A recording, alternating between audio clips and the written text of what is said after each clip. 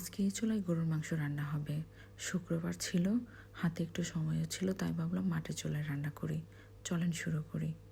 প্রথমে মাংসটা আমি পাতিলে ঢেলে নেব, কারণ মাংসটা আমি মাখিয়ে রান্না করব।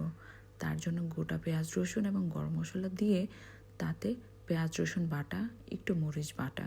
মরিচটা কিন্তু আমি বাটাই বেশি নিই, ব্লেন্ডারে করেছি।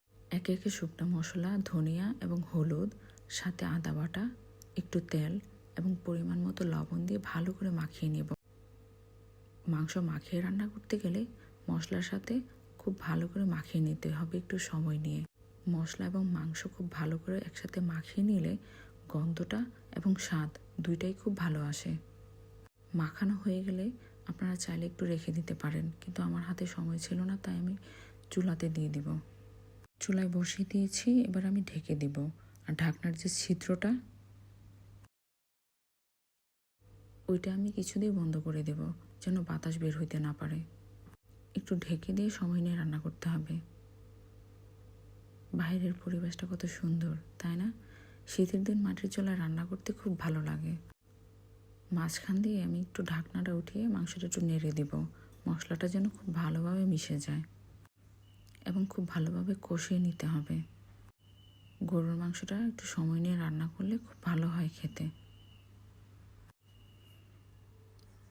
মাংসটা খুব ভালো করে কষিয়ে নিতে হবে যতক্ষণ পর্যন্ত মশলা থেকে তেল না ছেড়ে দেয়।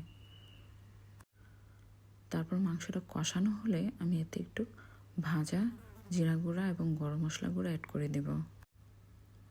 মশলাটা দেওয়ার পর আরও কতক্ষণ মাংসটা আমি একটু ভেজে নেব, একদম তেল এবং মশলা যেন ছাড়া ছাড়া হয়ে যায়।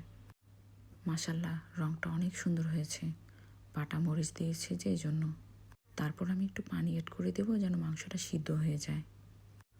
ভালো করে ঢেকে দিয়ে আরও কিছুক্ষণ রান্না করে নিতে হবে। পানিটা শুকিয়ে মাংসটা সিদ্ধ হয়ে যাবে।